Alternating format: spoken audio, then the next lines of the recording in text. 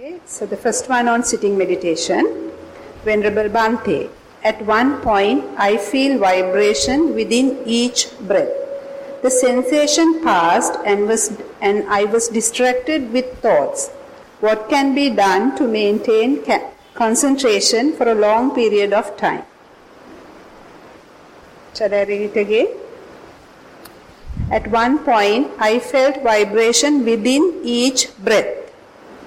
The sensation passed and I was distracted with thoughts. What can be done to maintain concentration for a long period of time? Basically, as you improve your mindfulness, you may feel more detail even in single breath. So at the beginning, we don't see much, but we are trying to establish mindfulness. So we are even using noting or labeling, telling in breath, out breath, like that. But later, suppose you drop that such noting and then simply watching in breath and out breath. So the in breath now has many facets. Now it is not just a single in breath, rather it consisting several parts, several in breath or parts of in breath, and then the out breath also kind of a discontinued process. So this appears like kind of a vibration. So it is not a single smooth curve, but kind of a pulsed curve. So it appears like a vibration. So that is in a way kind of experience that one would get through improved mindfulness. You have a fairly attentive, fairly close observation. That's why you are able to catch these subtle details. But the question says, while such thing is observed, your mind has scattered or has gone to various distractions, many thoughts have come in. It can happen, actually the thoughts can come in at any place. So it is not only at this location. Say when you are experiencing a smooth, soft breath, still mind can the mind can gets into various thoughts. And when you are experiencing vibration, then also you can get into various thoughts. So there is no, I can't understand any particular answer valid only to this point, but rather in general we can say if you are able to find more interest about this experience, say now at the beginning you didn't have that capacity.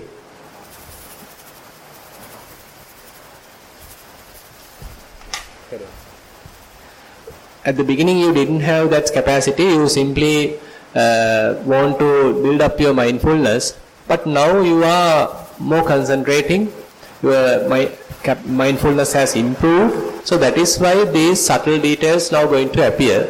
So if you can find it interesting, it is not something boring or it is not something that you need to be frightened, but something you need to be celebrate. Okay, something that you need to appreciate, you need to value. So then you find more and more detail, because this is something kind of a information that ultimately lead you to kind of a knowledge, sometimes what we call as arising and passing away knowledge, as even known as Udayabbe Jnana, as a Vipassana knowledge. So if you see it in that angle, thinking that this is a seed of Vipassana knowledge, that ultimately you will be building up, you will be developing, so then you are more interested about it. So you need to find more detail. Now it's a vibration is there. Now try to find what happens to each vibration. It is not something that you are overlooking or rather having a kind of outside look, distance look. Now you have to see how this little vibration starting and disappearing. Then another tiny vibration happen, it starts and disappear. Another tiny vibration happen, starts and disappear. So likewise, now you are focusing more sort of like zooming. You are zooming to each and little vibration, and each and every vibration arising and passing away. Each vibration arising and passing away. So likewise, if you are able to find more interested about it, like a scientist looking at something more subtle through a microscope, now you are trying to find what happens to each vibration in this breath. Then you are more into the breath. So you have more interesting phenomena available inside the breath. Then your mind may not be interested about outside thoughts. So that way we need to find out various strategies so that your mind is more involved in this observation, because that is necessary. Actually, the solution to avoid distraction is to find interest in the main object, the primary object. But on the other hand, these are certain initial problems, but later on, as you develop more and more mindfulness, once you get into observing your mind itself, Chittanupassana and Dhammanupassana, so you allow mind to go on. So it is not necessary for you to sort of restrict your mind to stay on a particular object. Rather, you give some kind of freedom to the mind to behave as it wish. And then according to its behavior, we understand our own traits, our own character traits. And that is how we are sort of understanding ourselves. So therefore, don't discourage thinking that when you are coming to a very sort of subtle information, that mind tends to distract. Rather find it more interesting, something valuable is there to investigate, and once you find it more interesting, something is there to for you to investigate, then your mind will be more focused, more alert, and then these distractions might disappear. Yes. This is on walking meditation. 2 questions asked. Venerable Bhante, according to instructions, Anapanasati is not intentional breathing, but keeping awareness of the breath. But what about Sakman Bhavana? We can intentionally do the lifting, pushing and keeping, or we can plan the path of travel, decide on the comfortable speed, let the autopilot take over and observe the sensations of the process. Which method will give better results? So actually it's a evolving process. At the beginning we can't immediately come to this latter stage what the questioner has explained, that is allowing walking to happen in an autopilot way. But at the beginning it is entirely intentional, because we know walking requires some kind of brain involvement, some kind of intention where we need to be maintaining our balance and then lift the left leg, placing it, moving it, again the right leg. Likewise, there is intention involved. There is no harm. Don't think that sitting meditation is such that we are trying to stop all the intentions and let it very much just observation of something natural. But on the opposite, walking has some involvement, so no harm, because walking, this intentional walking also has many things that we can learn. Say, as you improve your mindfulness, you will understand this even very little intention which happens before each movement of the leg. So at the beginning, suppose you don't have much of mindfulness, you are now trying to establish mindfulness, left, right, suppose you succeed. Now you drop labeling and you are being fully with the sensation, okay, left foot touching each, say, stiffness, roughness, wetness, or whatever the characteristics you are able to sense, and then you are keep moving, and then the mind further relax, and then sometimes we will be able to find out there's a kind of a mental part involved in this walking. So that is the intention. So So there's a intention happens to lift left leg. So the left leg is lifting. Then an intention happens to move it. Then we are moving the left leg. Then an intention happens to place left leg. So then the left leg is placing. Likewise, you would be able to catch this intention part. So that is another new finding in walking meditation. And then suppose you are further improving and you are being able to find out more detail in this process, and the process becomes kind of a overview rather than finding out subtle detail. Now mind shift to see kind of a big picture. Then it is actually, this happens gradually, so you can't force your mind to do that. So at the beginning you need to get more detail. So please remember that. So even though ultimate goal is to clean the mind with all the nimittas, with all the signs, we can't immediately achieve it. At the beginning we need to get more detail, more information, more signs. So with that our mindfulness is sharpened and mind is trained. As we continuing with the training, mind itself start dropping these details. So it's a natural evolvement of the mind. So mind naturally now drops these details and it is now trying to take a kind of a bird's eye view. So many things are there and it is now taking an overview of everything. So on such occasion, now you can let things happen. Now you can put it to yourself into autopilot. So naturally mindfulness will tell you, okay, now allow things to happen, allow the body to walk, let it walk naturally, and let me observe it from a distance. So that is all right. So this is a kind of a natural process happening smoothly, naturally with practice. So let it happen. This has sitting and walking. I'll first read the sitting part.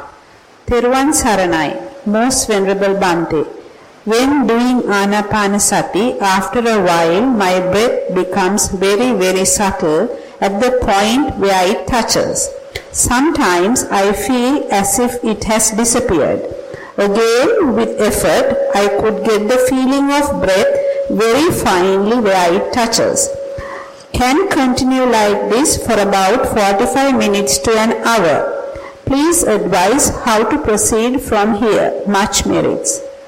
Yeah, I mean, it is okay that, say, you are maintaining your attention and then again breath appears, you feel like breath appears and again you sense it and then again it disappears and again still you are maintaining your attention, again you are able to feel it.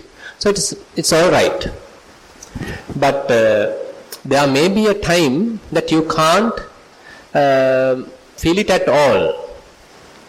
Or there may be a time that you have some feeling that you can't distinguish whether this is in-breath or out-breath. So that is all right. So on this time, don't do any forced breathing. Don't change your posture and try to find breath. So all these are sort of unnecessary things that we do. So we need to let the breath calm down. So that's why Buddha says, Passambayang kaya sankharang asa sissamiti sikkhati. Passambayang kaya sankharang passa sissamiti sikkhati. When breath calms down, so we have to restrain ourselves not to do much. So let it calm down. Let it be subtle. Let it go further to a smoothened state. So we are now allowing things to happen. You are loosen your grip.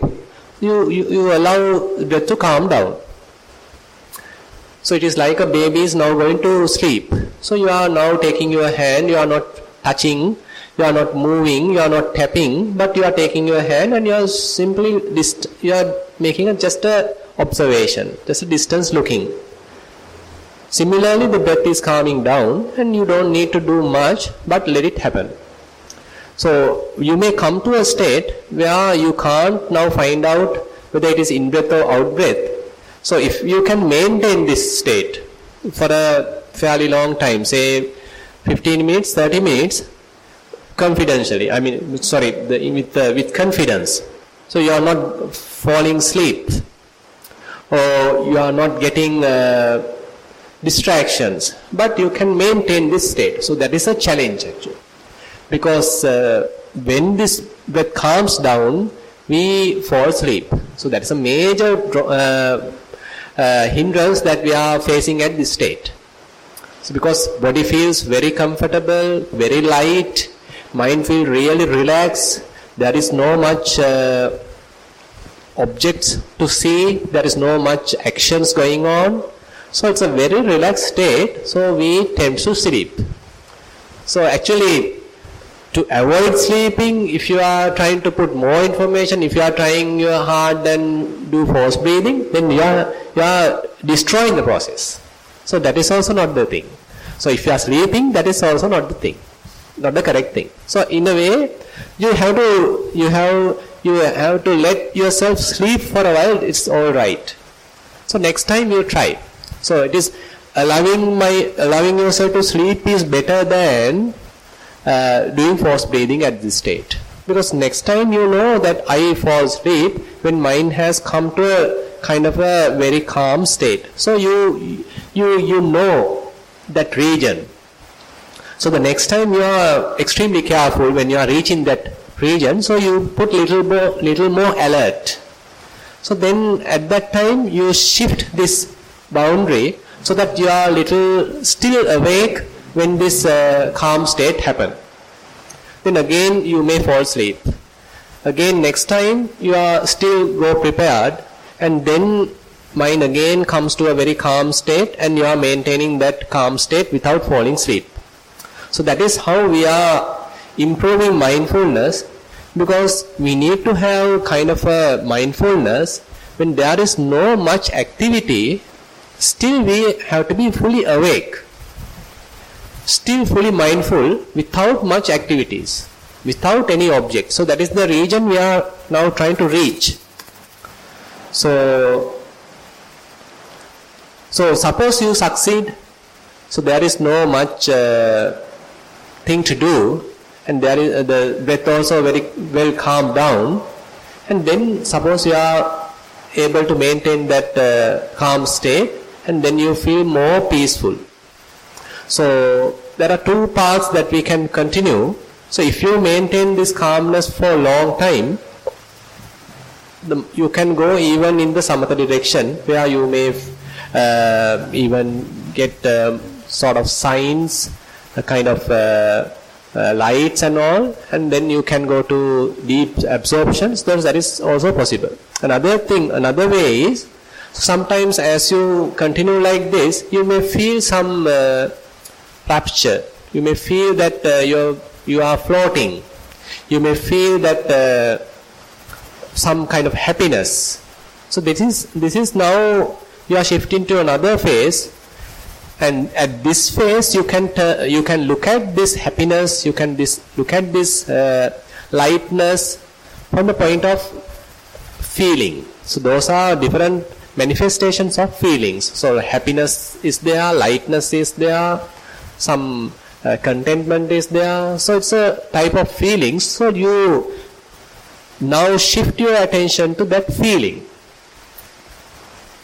So far you kept in-breath and out-breath as your object. Now you drop in-breath and out-breath.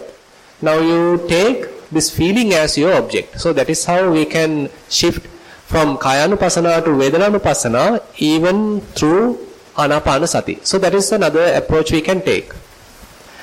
On the other hand, sometimes rather than doing that, we can simply build up that concentration, and from that concentration we can start looking at all around the body, especially starting with touching points, and say now the build up concentration you are focusing to a touching point. So what is happened to a touching point? Then you move to another place, then you move to another place, move to another place. Now you are dynamically using that concentration to observe the body. So those are various approaches that we can take. So once you reach that state, actually we can discuss. So beforehand So it's let it happen. So you need to be comfortable. You need to be confident that I won't fall asleep and I will come to this state continuously. So not only randomly I am coming to this state, but now I am confidently coming to this state every session. Each and every sitting session, I am able to come to this state. So that is something that we can next move to that is something telling us that I am ready to go to the next step. Yeah. So the question, actually I don't know whether I answered the question. It's asking how to proceed from here. Yeah, that's right. So the proceeding means that you need to be comfortable, you need to be confident about the situation, then only we can proceed. Otherwise, spend some time preparing yourself and don't be in a hurry to jump to the next step. So maintain this calm state for 15-30 minutes and see what happens. So sometimes people naturally go through Anapanasati, some progressive states through Anapanasati. That's also all right. If it not happens, then you can turn yourself to Dhatu Manasikara. That is also possible. So little experience this state, and then only we can say what to do. I don't know whose question. I mean, if you are maintaining this state for a long time, then we can discuss. Yeah.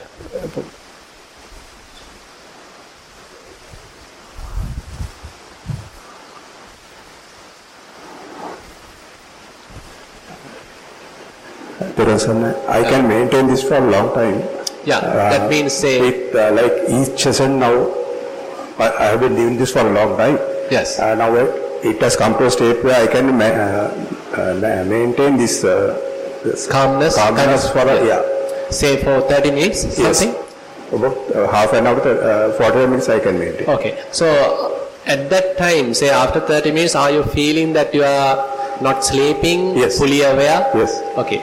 So are you feeling any sort of real lightness, real rapture, real happiness coming in, or you are still maintaining some equanimity throughout? Sometimes you get happiness, and that also that is there for a short while and it disappears. With this, sometimes I get pain also. Pain. Then of course I get distracted.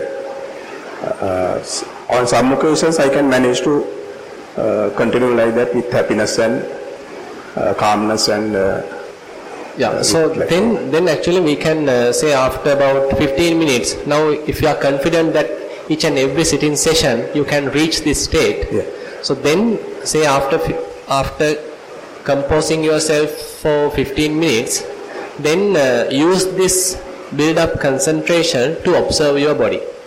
So I think we can shift to Vipassana side. So you start simply, suppose now when you are sitting cross-legged, so you have some touching points.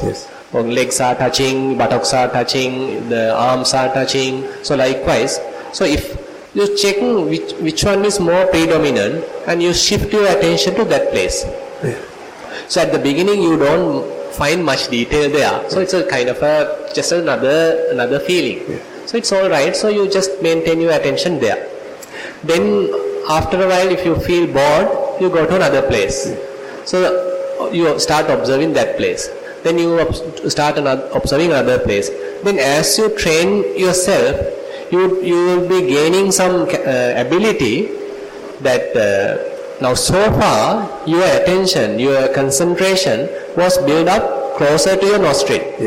Now this build-up concentration, now you are being able to transfer very quickly to various other places. So you have to build up this ability.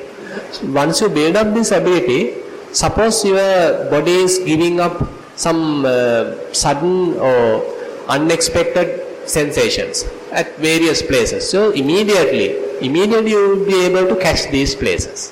So you are maintaining, you are looking at some place, and while it is being sort of disappearing, fading, another place start to appear. So you immediately move to that place and start observing like that. So you have to build up this capacity, ability. So suppose at a time, sometimes rarely occurring, So some sensation happen and you are also watching and it comes face to face. Kind of very well matched, very well plugged in like. Okay, now you are in sync with the sensation. Right. So on such situation, don't jump to another place, just stay there. Observe it very closely. Yes. What is happening. So make it interest what is really there. Because now you are in sync with the process. So till that you start, keep looking at various places, observing these various phenomena, how things are happening. And you need to have a kind of attitude of what is happening there. You know, some kind of inquiring mind. So you have to have that quality of the mind that you want to learn something there. So that is how you have to begin. So then you can start to that state. Yeah. It may take time. Don't be in a rush. So you build up your concentration.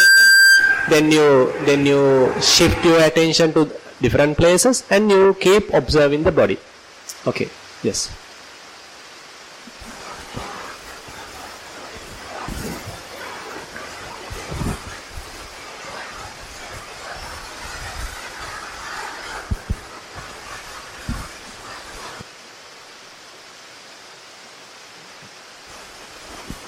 Walking meditation. In walking meditation, I could practice lifting, taking forward the foot, putting it on the path and touching the sand without any external thoughts for about 45 minutes. Please advise how to proceed from here. Thero Sarana. Yeah, I mean, don't do any changes here. So just keep going. Because so the shift has to happen naturally. You can't force your mind to go to another step at this stage. So now you are coming really composed mind, very equanimous, very silent, and the mind can totally observe what is happening to the phenomena. So this is necessary. It's a kind of a momentum that's being built up to the mind now. So you don't do any other thing, just go with it. So naturally, as you build up this potential, mind will slowly shift. So don't force it. So now you slowly you relax. So you may, if you are really doing this meditation now, you may feel relaxed after walking meditation because mind is not talking now, no more talking, but simple observation. And keep observing. So more and more you observe, there's a wisdom being built up. So that is necessary. So for example, now we are talking certain characteristics. 3 characteristics we all know, that anicca dukkha anatta, impermanence, unsatisfactoriness, non-self. So this thing we have to teach to the mind. It is we can understand it logically, but that logical understanding is not enough. That is a borrowed knowledge. But now you are observing these characteristics, various individual characteristics. As you watch these individual characteristics, slowly it will shift to the common characteristics. What we call as common characteristics are common to each and everything.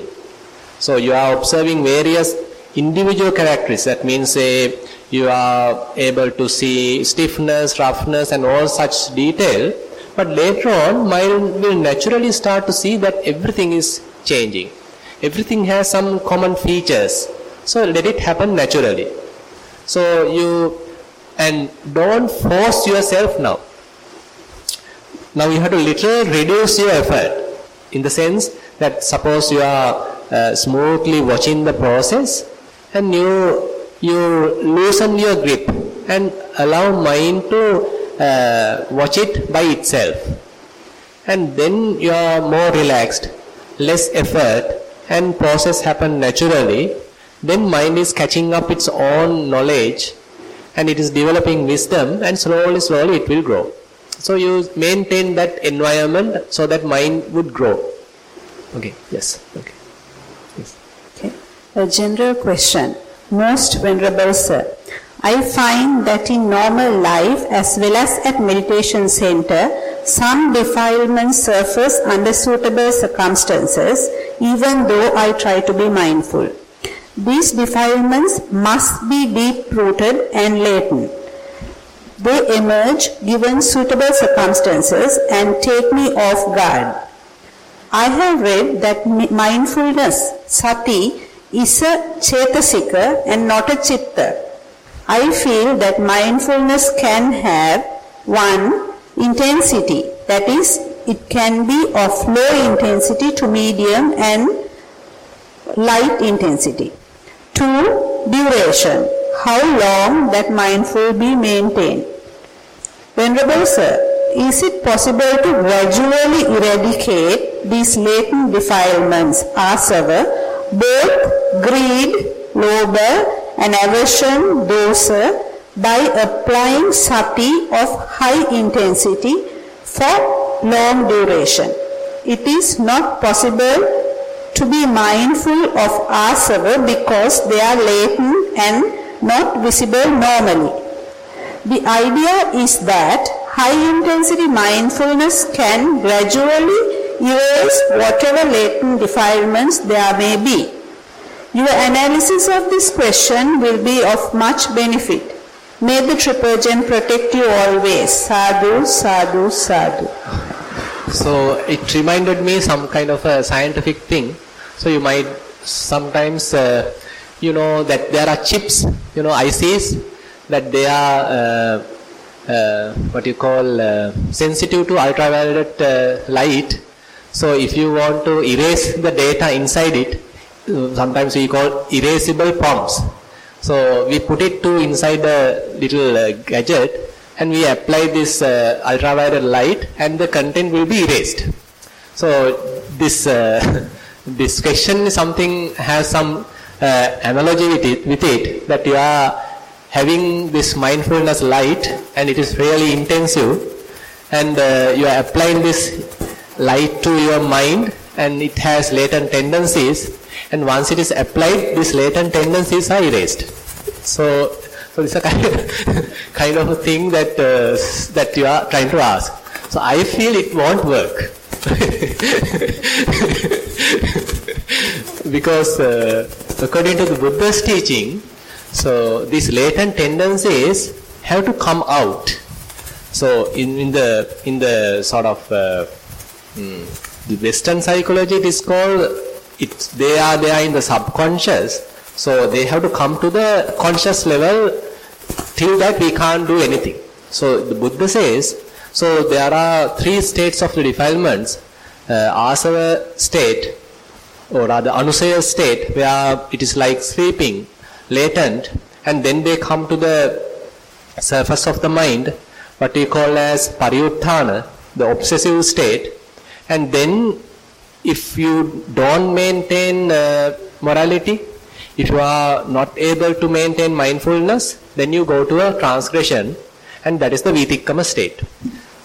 So how it happened is, so to eradicate asava through mindfulness means that so you first need to build up mindfulness. So that is what we are doing right now. So you first using, say, keeping body as your object, maybe keeping feelings as your object. So you build up mindfulness, develop mindfulness, and you are being equipped with mindfulness right now, say for example. Then now you are ready to look at your mind. Now you start to do Chittanupassana and Dhammanupassana. You are looking at your mind and you are further building up strength, some understanding how these defilements are operating. And then you being more and more confident, you are more strong, and now you relax your grip. Now you relax. You are no more forcefully doing anything. Now you allow things to happen. There is no more doing meditation, but rather meditation happens naturally. So so your effort is now reducing, and mind operates on its own. Then these latent tendencies comes to the surface. I don't know whether you understand what I am telling. So at the beginning, we are forcefully, with the effort, we stop these defilements coming up. So we are building up mindfulness. And later, with the build-up mindfulness, so we allow these latent tendencies to come to the surface. So once they come to the surface, then we are looking at how things going to happen, and we are cutting this trend. So suppose there is a lustful thought arise. So we know that there is lust.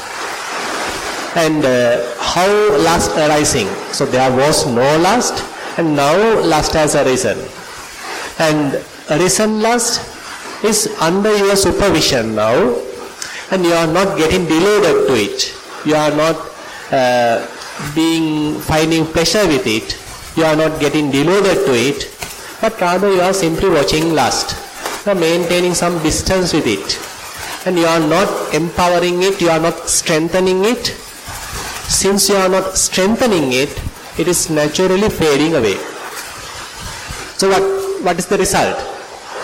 Result is you didn't caught to lust.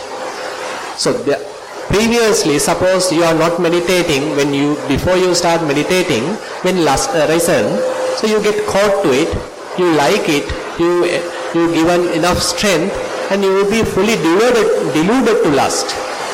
Now then your asava is strengthened. So you are strengthening the asava, what you call as the raganusaya, you are strengthening.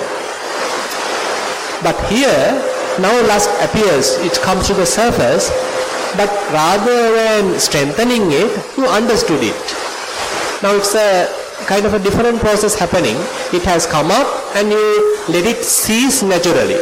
It has come up due to a certain cause, and you are not claiming it as my raga or my lust, but it's lust. You're taking it objectively, not feeding it, and then it has taken its natural cease. It has gone. Similarly, suppose you are simply watching, and now hatred comes, aversion comes. It is no more your aversion, it is just aversion. Sadosan chittanti pajanati. You are simply aware, now aversion has arisen. And then you are not getting deluded, you are not finding reasons, you are not getting caught to it, but simply watching it. And this watching has some relaxed state. It is not that you are fully sort of keeping some concentration to it and trying to burn it out. Like the question asked, there is no burning as such, but you are simply watching how it is naturally fading away. Because we are the ones empowering these defilements. So if we are not empowering it, if we are not getting afraid of it, if we are not getting deluded to it, they will fade away as by their own. So that is, we are allowing to take their own cycle. So it is then fading away, it's going away. So that is how we have to remove asava and anusaya. So Buddha says in Sabbasana Sutta, Janatoham bhikkhave passato asavanam khayam vadami no ajanato no apassato. So we need to know when this latent tendency is coming up. Now it's a defilement. It is in the pariyuttana level. And we are not getting deluded. We know fully, now it is lust available, now it is aversion available, now some kind of jealousy available, now some kind of conceit available. We very well know what is the defilement. So we understand it fully. When we are understanding it, we are not giving it strength, and it is naturally fading away. Next time also it is coming, naturally fading away. But next time it is coming with less strength. So the first time it is coming with some high strength, but we didn't get deluded. But next time it is coming with less strength. So this is how we are being able to ultimately, suppose we are able to, suppose at a time there is no more appearing of these things. So there is a fair amount of time, a new defilement haven't come. Then you may feel real relax. You may feel real peace. So that indicates that temporarily this asava and anusaya has fairly subsided. So it may take time. Yes. So to the concentration, you can't burn it, but you have to let it happen, let it manifest to the surface of the mind, to the conscious level, and then you have to watch it without getting deluded and let it fade away on its own. Yeah. Venerable Bhante, could you please give your perspective of how mindfulness can help? 1, a bully, 2, a victim of bullying. Sorry, I didn't understand. Could you please give your perspective of how mindfulness can help a bully, a victim of bullying? A person who bullies someone, a bully. The person who harassing, like kind of cheat. Is it? Like dirty jokes, and you bully a person. Understood. You try to keep that person. Right. So kind of cheat to kind of sort of.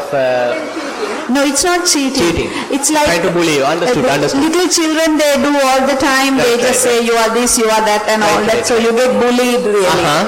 So question is. Your perspective on a bully and the person who get bullied. The two people there are a victim of bullying. So I don't know how mindfulness come to this picture.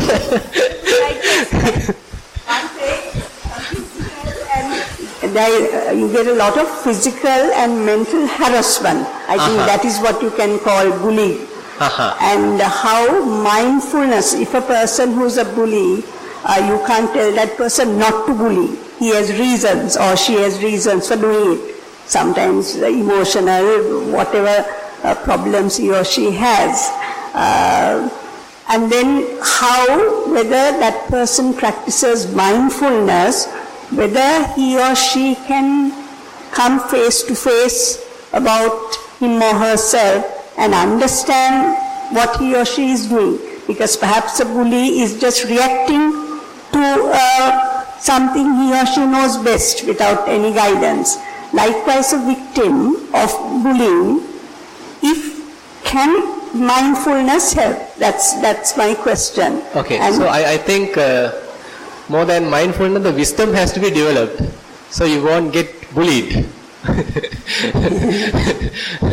Because now we can't bully someone for a long time. Because the other person who was the victim someday will understand that I am being bullied. Okay, so he is developing his own wisdom. So I am being, is it correct to say andavanawa in Sinhala for this? Okay. Really? Like a victim. You become abusing. Abusing, yes. Okay. I suppose. Harassing. Okay. Yes. So,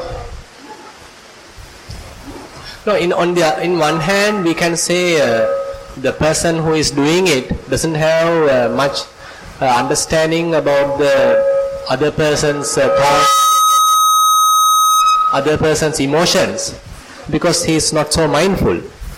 And as we develop mindfulness, our sensitivity increases. So then we become more sensitive. Even a subtle thing we may feel little with high intensity. So that's a good sign that in that sense, because we know. So if something happens to me, when someone is say harassing me, so this hurts me. So it gives some unsatisfaction, it gives some frustration, it gives some unhappy feeling. So I am feeling it. So, and one aspect of mindfulness is that it leads to bodily, verbally and mental restrainment. So if you look at one sutta called Sati Sampajanya Sutta, where it starts with Sati Sampajanya, starting with mindfulness. And as you develop mindfulness, one result of mindfulness, develop mindfulness is that you become more restrained. You are maintaining some bodily restraint, you maintain some verbal restraint, and you maintain some mental restraint. So that develops to morality. It goes to sila. So it's because you understand, it is not that if you were to harass someone, and first of all, your mind has to get sort of polluted. Without polluting yourself, you can't harass another person. So, and once your sensitivity increase, when your mind get polluted, you start to suffer. So you are first suffering, and then you are transferring that suffering to another person. So more and more you mindful, so you will understand that even though you may be harassing other one, you are also harming yourself. So it is, both sides are losing actually. You yourself are losing, and the victim also in trouble. So I feel that in that sense, mindfulness helps us to understand ourselves well, and what are the difficulties that we have, and what are the drawbacks we have.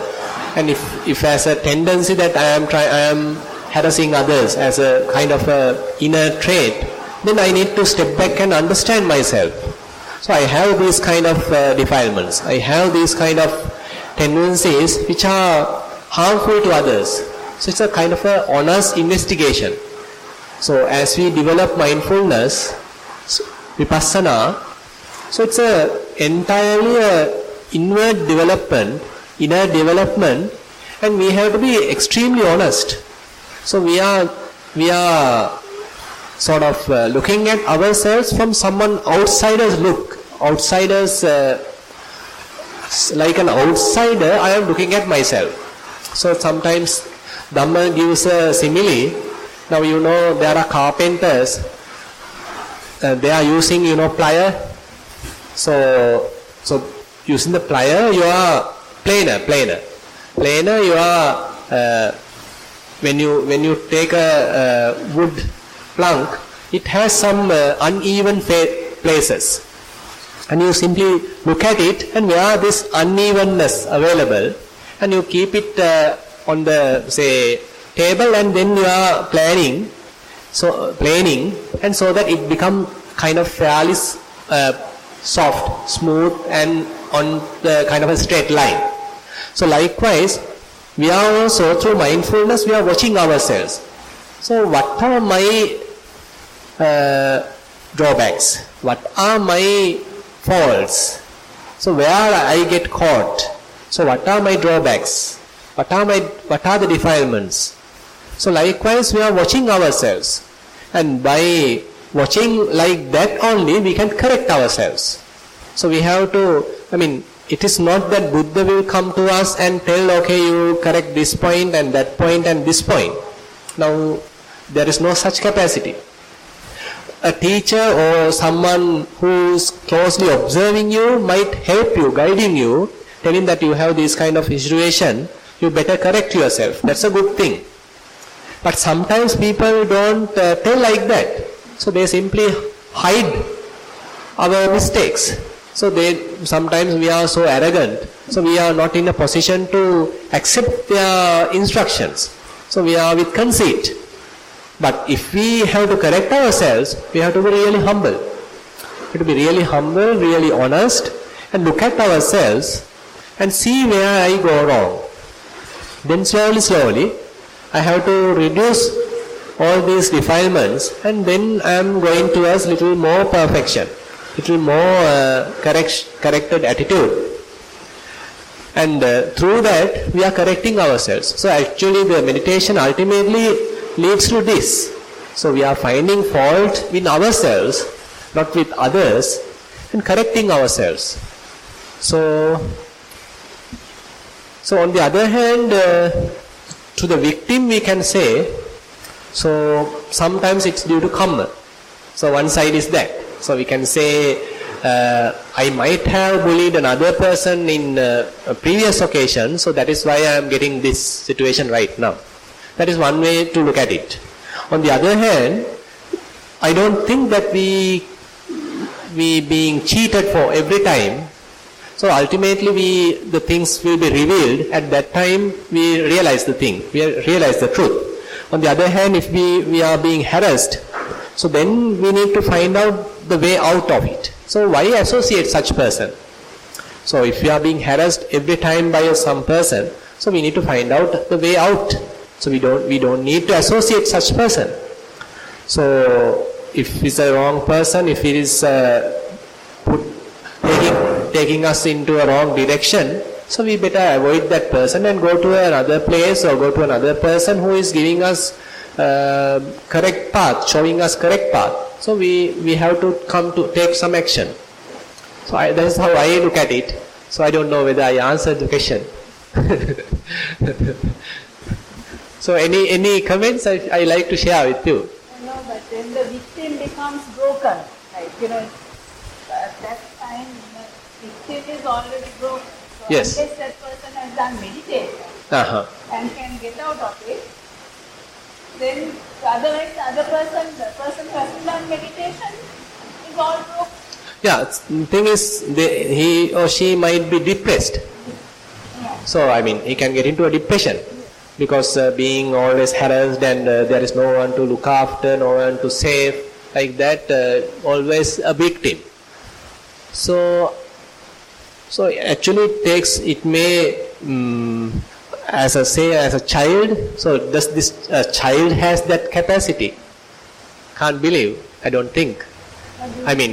To fully, when children are getting bullied, totally come out from that depression by himself, very difficult. I think there are adults who have who are really good people, so who see this situation, he has to help on such occasion. So there are situations that we can't get out of a situation by ourselves. We need such situation, someone's hand. So someone has to give us hand, someone has to help us. So when we are really depressed, when we are really negative, our own inner strength is really less on such situation. So, but if you are, what I mean is, if you are not a meditator, you are simply a typical person, a young kid. So he is not so developed. So he is helpless on such situation. Then another person has to come up, has to see the situation and help. So, but the child may not be a child forever. He or she is developing. Then he is gaining the wisdom. Then he is gaining the capacity.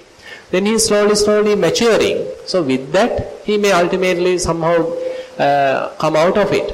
But these wounds may stay in the mind. they become stubborn. Yes. Extremely stubborn. Yes. So, but ultimately you have to forgive. Even that victim, if he or she wants to fully recover, I am not telling 100%, but at least to some extent, if you want to progress, if you want to recover, you have to let go. You have to forgive. You have to release your, say, that whatever the scars. Because otherwise you are always remembering thing and you are again and again. Now the thing has already happened. You are memorizing it and again hitting yourself. You are memorizing it, again hitting yourself. It's like it has happened only once maybe, for example. But every time, each time you are recalling it. You are thinking about the bad the other person is doing. So again and again you are hitting yourself. It's no use. So rather you forgive and think, okay, it is due to karma, and you go to an entirely different path. Okay, how to empower the mind. So rather than building up with this negativity, okay, there are many positive qualities that we can develop. So why we linger on with this negativity? So let's move to the positive side. So there's a bright side as well. So let's look at the bright side. So no need to always depressed. Rather, if you are able to understand, then forget about what has happened and come to the positive side. So I think that is the only way you can come out of it. So I can remember one story I think I was reading. There was an African lady, as far as I can remember, her husband was sort of murdered and with a lot of torturing and all. So her case being heard at the court. So at that time, so I don't know, I can't exactly remember what is the incident. So in public, she is telling, so I am forgiving to the assassin. So that is how she is recovering. So she is simply forgiving to the assassin, and then she is recovering, because maybe in front of her own eyes the murder has happened. But now she wants to fully recover, to cure the wounds, and now she is letting go. So you let the wound to cure, rather than again and again, what to do, what's the correct terms to tell, rather than again and again suffering. What's the, sorry, dressing, festing, I don't know, festering, yeah, rather than festering it again and again, so you allow it to cure. So then you forgive. This forgiveness has a major impact on yourself. At the beginning your mind will resist, but one day you have to do it, otherwise otherwise you are maintaining this wound without it to cure. Yes.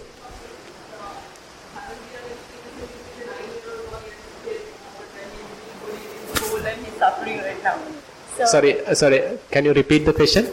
Yeah. So this bullying, I got to know of this little boy who's a 9-year-old boy who's going through bullying in school. He's refusing to go to school these days and all of that. And the question is not mine. I don't know from where the question came from. But with your advice on about continuing to think of that one incident, if I advise that boy, like he's not known to meditation or anything, but to come to looking at the breath every time he's thinking of that, you think that would be a solution for him? Or? Yeah, any kind of there are many methods actually. We can look at it in a different angle. So it's a question of, am I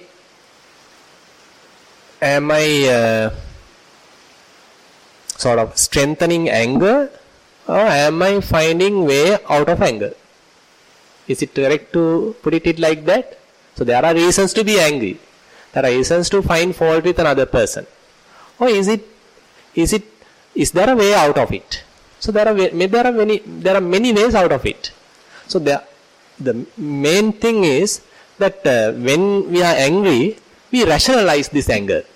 So we find fault with the other person. He did this to me. He is wrong. So I am correct. So we can never get out of anger. So we need to find out, okay, it may be true that he's wrong, I am correct. But if I am keeping this anger, if I am harboring this anger, who is the victim?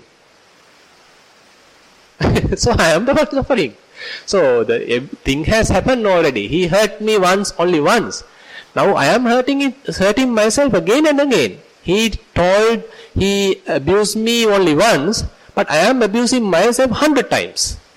So it's more harmful. I am doing it to myself now. So we need to look at how we are harming ourselves. So that is why there's a beautiful sutta when Sariputta is telling. So there are several people he is taking into account. He is telling there are some people who are really good. Okay, I'm really good, and you can look at them, you can think about them, and you can even easily help them. There are some people, they are not so good, but their speech is really kind and compassionate. So you look at that side. There are some people who are not talking really smoothly, with say soft words, but they are with harsh words, but their acts are very good. They are really helping. So you look at that, their action side. And there are some people, their actions are not good, their say speech is not good, but still occasionally they do something good. And you look at that occasional goodness. But there are some people, you can't find even that. So they are frequently doing notorious things. So our speech is really bad and never heard of a good thing that he has done. And Venerable Sariputta is giving a really beautiful simile, and he says, all time the carts being pulled by ox. Okay, in the sand, when ox being travelled, so due to its legs, there are some little pits being created. So due to rain, there are little tiny water pots now. Water being gathered at little places. Suppose someone is with real thirst and he is looking at water in the desert. Okay, now only option is to drink this little available water. And how he is drinking it? And he can't use a bucket because it is not so large amount of water available. And there is no any other method. He is simply keeping his hand across that place, and he is just lipping it from his mouth. So there's only little available there. So Venerable Sariputta is telling, so as a final simile he is giving, he is telling, so take it like that. So there is no way it is this anger being encouraged. So the extreme simile Buddha is giving is the, in the Kakachupama Sutta, probably you might have heard. So Buddha is telling there are thieves who are really notorious, really bad. And suppose you being caught to them and they are going to torture you and kill you. And they are going to cut yourself, not in one shot. Not in one shot, but part by part. So each limb by limb, they are cutting using, there's a what you call a kind of a saw with two arms, two handles at two sides, and using that. It is not a sharp saw, right? It's a sharp saw, so you can, one shot you will be cut by the head. It's less pain. But Buddha is telling, okay, part by part they are cutting. And he says, even at that time, if you are maintaining, if you are telling that they be killed, they are doing me, torturing me like that, you are not a son of myself. You are not my son. You are not my son. So, on such occasion, when those robbers, those, say, bad people are torturing you, even at such occasion, if you are thinking of harm or maintaining ill will towards them, you are still haven't understood my teaching. So bhikkhus have used that simile as advice. So there are some other suttas. One monk is advising another monk, telling, can't you remember that Buddha was telling this Kakachupama simile? This simile with the two, this Kakachupama is a Pali term for that saw. So about that simile, so just remember that and leave aside this anger. So that is how. And so therefore, we can't find any sutta where Buddha rationalize anger, rationalize ill will. So as practitioners, we need to understand. So actually, I myself being angry sometimes, of course. So I need to understand I am the one suffering. So every time I being angry, I am the one suffering. It may be true the other person really has hurt me, really has told something unpleasant. But again and again when I am thinking is I am suffering. So if we understand that I am the one suffering, he already told that. And he might have even forgotten it. But now I come to my kuti or my house and again thinking, he told me like that. Then I am walking, he told me like that. How many times we are torturing ourselves? So if we can forget it, if we can think it, okay, it's my bad time, it's due to karma, so let it happen. Now I just need to maintain correct attitude in myself. And the correct attitude in Samma Sankappa, what Buddha is telling. Ahimsa Sankappa, Avyapada Sankappa, Nekkamma Sankappa. Nekkamma Sankappa, of course, we all understand, it is the leaving aside the sensual pleasures. Ahimsa Sankappa, Avyapada Sankappa. Avyapada Sankappa means without any ill will. So you have to have an attitude, even when things are wrong, you are not having ill will. Avyapada, you have some loving kindness. So that is how the path has to be developed. So, situation, don't think that you can develop Avyapada Sankappa when things are really beautiful. Then how to develop Avyapada Sankappa? When things are wrong only, you can develop Avyapada Sankappa. How you can be cool when things are going wrong? How you can maintain Avihimsa Sankappa, some compassion, when others are talking ill, talking bad about yourself? Still you are maintaining Avihimsa Sankappa. You are just maintaining your sort of composed mind. So that is how we have to strengthen ourselves. Don't think that every time everyone is praising ourselves, taking ourselves up, and you are the one, okay, Bante, you are good. So it won't happen. So we have to be real practitioners. So the practice is not always sort of smooth and easy, but there are difficult situations. That is where our spiritual strength is developed. So that is why the ups and downs. Ninda pasansa. So that is pasansa, we can be happy, but how we can maintain equanimity when we are being sort of scolded, we are being blamed. So this is the way we need to look at it. Okay. So any other questions?